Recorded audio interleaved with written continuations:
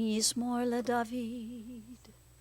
אדוני רואי לא אחסר, בינות דשא ירביצני, על מי מנוחות ינחלני. נפשי שובב, ינחני במגלי צדק למען שמו. גם כי אלך בגצל מוות, לא אירא רע, כי אתה עמדי. שבטך ומשענתך המה ינחמוני. תערוך לפני שולחן נגד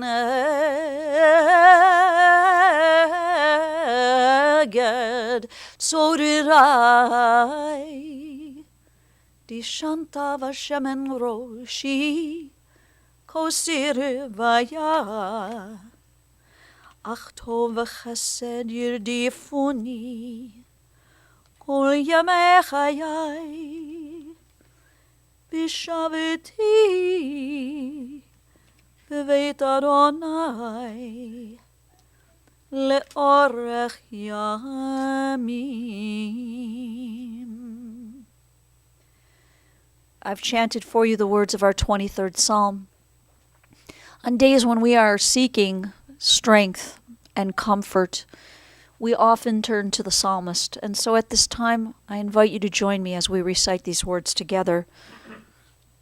The Lord is my shepherd, I shall not want. He maketh me to lie down in green pastures. He leadeth me beside the still waters. He restoreth my soul. He guideth me in straight paths for his name's sake. Yea, though I walk through the valley of the shadow of death, I will fear no evil, for thou art with me. Thy rod and thy staff, they comfort me. Thou preparest a table before me in the presence of mine enemies. Thou hast anointed my head with oil. My cup runneth over. Surely goodness and mercy shall follow me all the days of my life, and I shall dwell in the house of the Lord forever. In the rising of the sun and in its going down, we will remember her. In the blowing of the wind and in the chill of winter, we will remember her. In the opening buds and in the rebirth of spring, we will remember her. In the blueness of sky and in the warmth of summer, we will remember her. In the rustling of leaves and in the beauty of autumn, we will remember her. In the beginning of the year and when it ends, we will remember her. When we are weary and in need of strength, we will remember her. And when we are lost and sick at heart, we will remember her. When we have joys we yearn to share, we will remember her. So long as we live, she too will live, for she is now a part of us as we remember Janice Wallach. To her sons, Mark and Howard, and also to Carla and Tanya,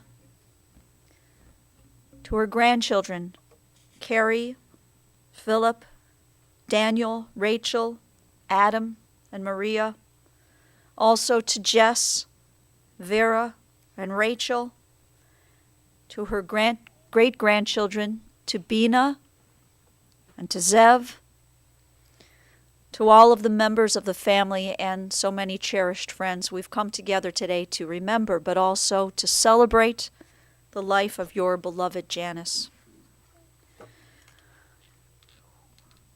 We have been taught that the mysteries of life and death are beyond human understanding. We are perplexed and overwhelmed when pain and anguish befall those whom we love. In sorrow, confronted by death, which has taken Janice from our midst, we feel our own frailty. Like delicate flowers, we flourish only for a day. Eternal God, Shepherd of Israel, guide us, your flock, with love and with compassion. And if in our grief and desolation we stray from you, do not abandon us, but draw us closer to you. Grant solace and comfort unto those who mourn, and may their lives together help to sustain them and add to the blessing which is theirs in the memory of the life of their beloved Janice. In the valley of the shadow of death, beside the still waters and in the green pastures, you, God, are our shepherd. Be our strength and our shield, our stay and our comfort throughout all of our days. And to this we say, Amen. Janice's journey of nearly 92 years began here in Cleveland. She was born in 1925 to Isidore and Yetta Grossman, and she was the youngest of 3 daughters. Janice and her sisters, Harriet and Ruth, both of blessed memory, they grew up in a beautiful large home in Cleveland on East Boulevard. But when the market crashed, her father nearly lost everything that he had acquired financially. Times were extremely challenging for the Grossman family, and sadly, most tragically, they were about to get even tougher. When Janice was just 7 years old, her father died, leaving her mother to care for and provide for the 3 girls. They eventually moved to an apartment in Cleveland Heights. Janice was a product of the Cleveland Heights school system. And as she went through to Cleveland Heights High School, she managed not only to take her required classes, but she found a way to participate in the high school's secretarial program. She needed to do this because she needed to have a part-time job during her teen years in order to help out her family with their finances. Following her graduation from Cleveland Heights High School, she went to work for a lawyer downtown in the Union Commerce Building. Now, if we were to go back in time for just a moment, back to a time when Janice was a little girl, her family would often go visit their aunt and uncle who lived upstairs of a 2-family house on Eddington Road in Cleveland Heights. One day, when Janice was just about 6 years old, she met the little boy who lived in the downstairs half of this 2-family house, and his name was Ivan Wallach. Not only was Ivan the same age as Janice, but they soon learned that they shared the exact same birthday, both of them born January 8th, 1925. As the years passed, Janice and Ivan would occasionally see each other, sometimes at her aunt and uncle's home, and sometimes at school. But finally, a spark was ignited when Janice and Ivan met up at a party. Ivan was in a fraternity of sorts. It was called the Marquis Club. It was a club made up of many of the Jewish boys from the neighborhood. They began to date when they were 17 years old. I want to quote Ivan. I had the sad privilege of meeting with him. I want to quote Janice, as I met with her upon Ivan's passing. And this is what Janice told me back in 2012 as we prepared for Ivan's funeral service. She told me that she knew the 2 of them were beginning to get serious when they would frequent the noontime movies shown at the high school for 2 cents a person. They dated, and following their graduations, she went to work as Ivan was accepted into a special program, the V-12 unit of the United States Navy. This provided for Ivan to study at Case and then serve our country as an ensign in the Navy on 2 separate ships. Janice waited for her love to return home, and they were married in 1945 by Rabbi Rudolph Rosenthal in his study. The couple made their first home an apartment on East 82nd and Huff, and Janet continued working so that Ivan could earn his master's degree in mechanical engineering. Janice and Ivan had a special love story. It was a very strong bond. For 67 years, they developed their routine. Whether they were dining at Clark's, going to the movies, enjoying times with friends, and they were blessed with so many friends. Some of the friends were other couples from their high school years, or from Ivan's college days. Some of their friends grew from co-workers and colleagues, but they were surrounded by many good and trusted friends. But Saturday nights, Mark, as you told me, Saturday nights were their night. That was always their big date night. Mark, when you and Howard entered into the family, their world became a bit more complete. And your parents raised you on Fenwick Road in University Heights. Mark, you have memories of a mom who worked for over 20 years as the secretary for the Ratner School, where her sister Ruth was the director. And Mark, there's the memories of the family trips to Chicago to visit family members. You remember a mom who was, as you said, very stylish. She was an avid reader. She was one who mastered crossword puzzles. And she was a mom who collected all kinds of knickknacks of sorts. But as the family expanded, more memories came into place. Beautiful memories of a mom who grew gracefully into the role of a doting grandmother. A grandmother who was so happy to live just one block from her grandchildren, Carrie and Phil.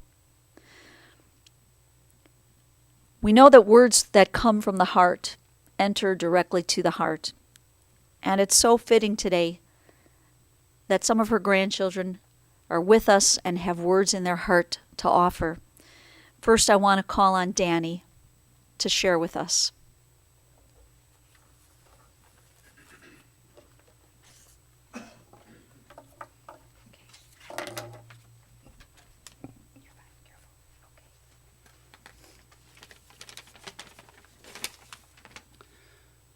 I wanted to say a few words on behalf of myself and my siblings, Janice's step-grandchildren.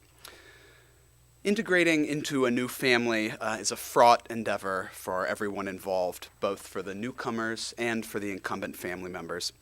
And it was with trepidation and confusion that Adam and Rachel and I, still young children, packed up our lives and relocated to Cleveland. But when we arrived, we could not have found a warmer and more generous host than Janice, or as we called her, Grandma Wallach. Although we were in some sense interlopers, she showed us the same love and kindness that she showed her own grandchildren. She always made a point of asking about our lives during Sunday brunches at her house. She attended our school events. She packed us little baggies of gum and snacks for our long flights back to the West Coast. In short, she opened her heart and her home for us. She made us feel immediately welcome. For that, I will always be grateful, and I will miss Grandma Wallach tremendously.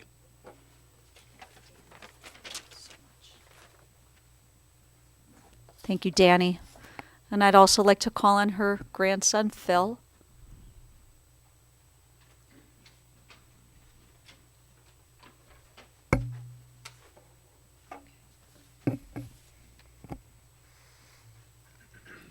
So, as you've heard, when we were growing up, my sister and I lived right around the corner from our doting and devoted grandparents. For many years, we had Shabbat dinner at their house every week, and of course that just felt natural to us. Being children, and then, even worse, teenagers, we took them for granted, but now it's very obvious to me what a great blessing it was for us to have them so close by. Janice and Ivan were unself-conscious representatives of their generation, proper and patriotic in the best ways. And so my relationship with them makes me feel very firmly tethered to the 20th century. The immigration of Eastern European Jews to America, the Great Depression and World War II do not feel like abstractions to me. Thanks to the stories that my grandparents told me, I feel connected to the Wallachs and the Grossmans of those eras, with all their hopes and fears in an uncertain world, and that means a great deal to me. Janice and Ivan were also great exemplars of lifelong loyalty. To their friends, who they kept in their lives for many decades, but most of all to each other. Born on the exact same day, filled with a sense that they were meant to be a couple, they were both very proud of their spouse and secure in their mutual devotion. I'm not sure I can remember either of them saying anything seriously critical of each other, in all the many years I knew them. But surely any 67-year marriage took a great deal of work. Since Ivan died, Janice shared with me some notes that she and Ivan had written to each other over the years when they were fighting, full of warm praise for the other and a desire to forgive and move on. My grandmother told me that her marriage to Ivan was the best thing in her life, and I will keep with me her fond hopes that my wife Vera and I can build something equally strong. Most important was having these parent-like figures in our lives who loved us without any of the messy complications of parenthood. In recent months, Janice often reflected on her own mother, Yetta, whom she described as a quietly rock-solid figure in her youth, undemonstrative but always kind and patient and dependable. How lucky Carrie and I were to have two such people in our lives above and beyond our own parents, who would always be glad to be there for us if only we asked. It really is quite a thing to have someone in your life who makes bread puddings just for you, especially enormous bread puddings topped with raspberry chambord. It's miraculous that I got to have my grandma in my life for 34 years, and I'll always cherish her memory. Thank you, Phil. And also Carrie.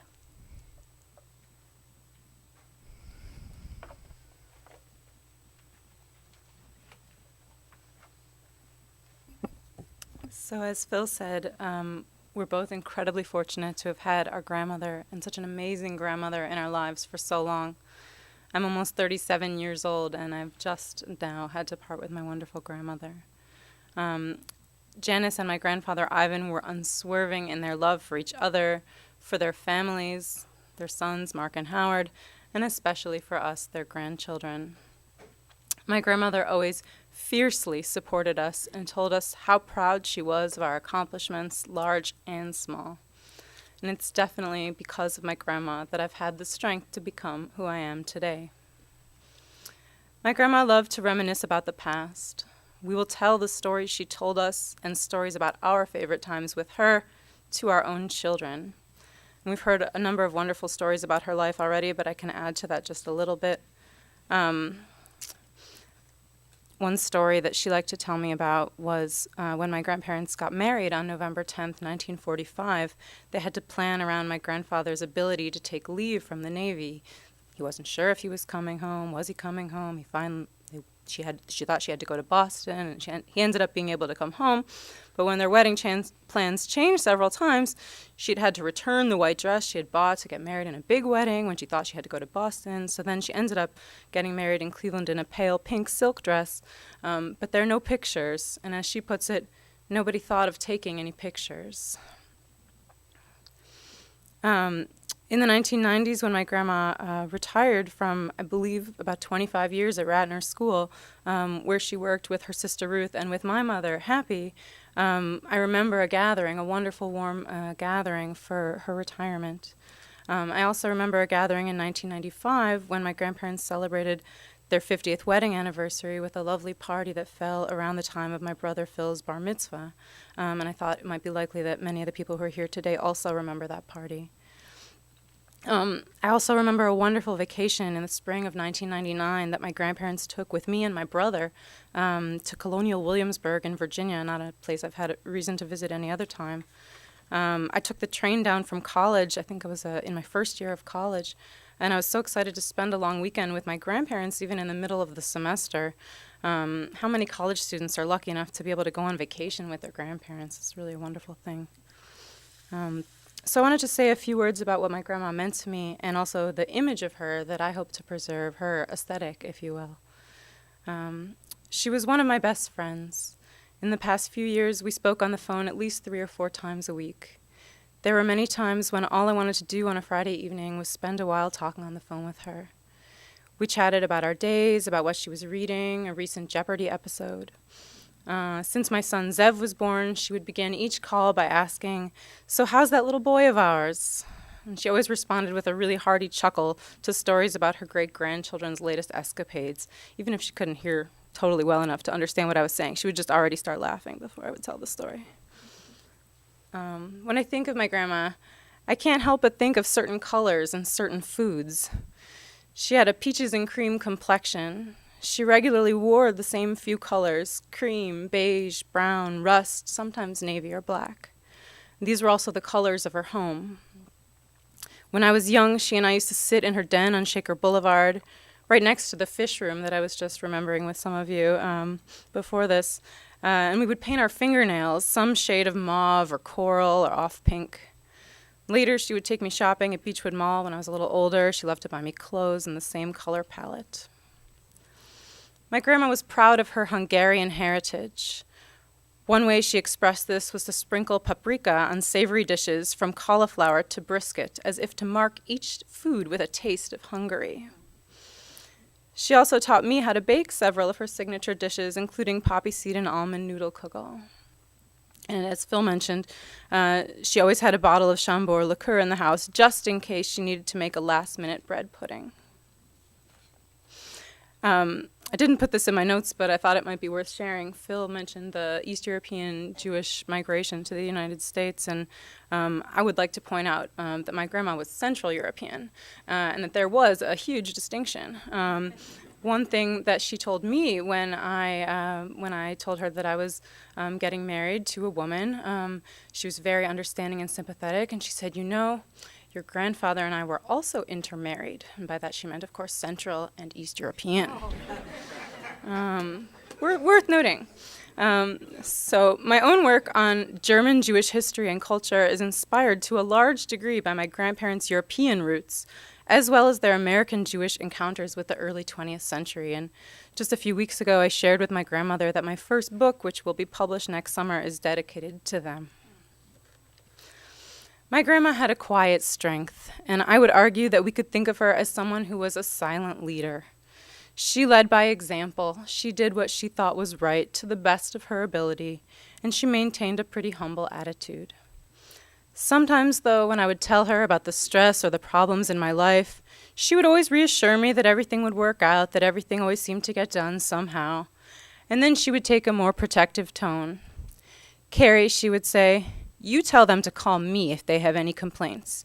You tell them your grandma said so."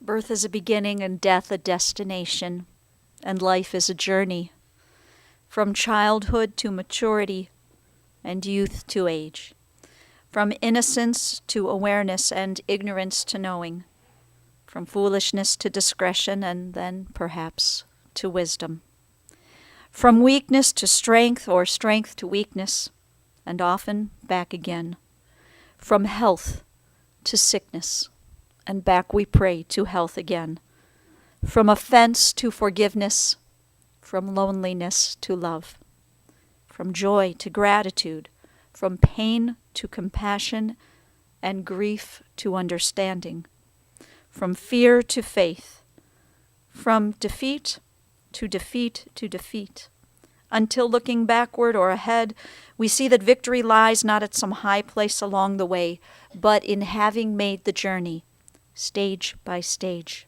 a sacred pilgrimage. Birth is a beginning, and death a destination. And life is a journey, a sacred pilgrimage to life everlasting.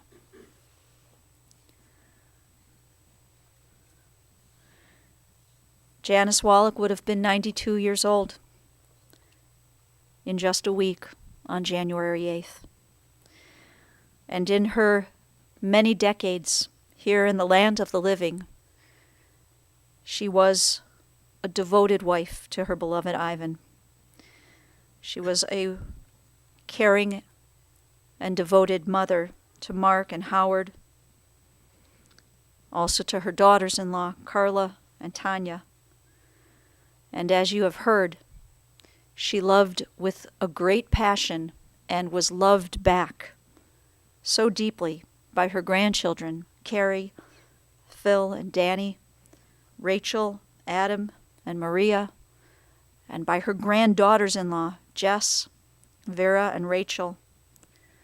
And what a blessing that she was able to know that her generations continue through her great-grandchildren, Bina and Zev. And so we join with the sages of our people as we say, Zikrona Livrach, may the memory of Janice Wallach always be for a blessing. Amen. As you are able, I invite those who will rise at this time for the El Maleh Rachamim, the memorial prayer, as we ask God to accept Janice's soul.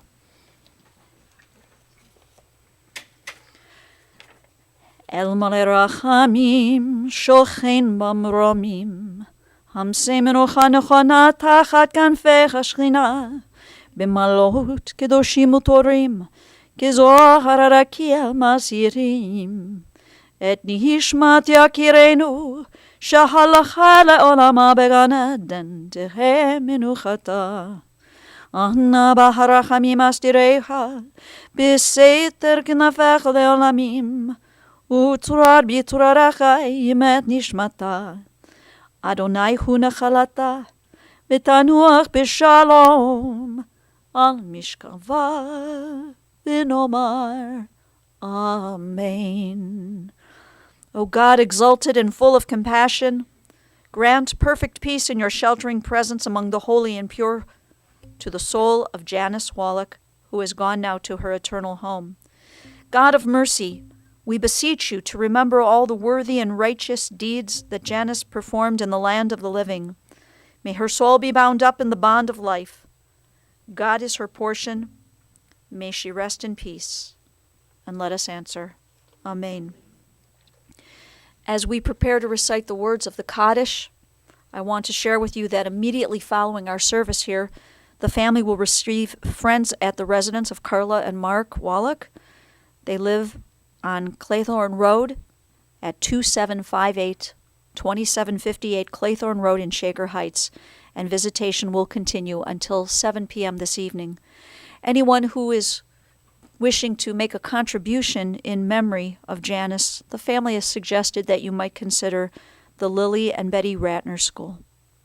We now join in the words of the Kaddish as we say, Yitkadal v'yitkadash shemei Rabbah, B'alma divra chirutei v'yamlich malchutei, B'chayechon u'v'yomechon u'v'chayei dechol Beit Yisrael, Ba'agala u'vizman kariv v'yamru. Amen. Yehei shmei Rabbah mevarach leolam olamei almaya.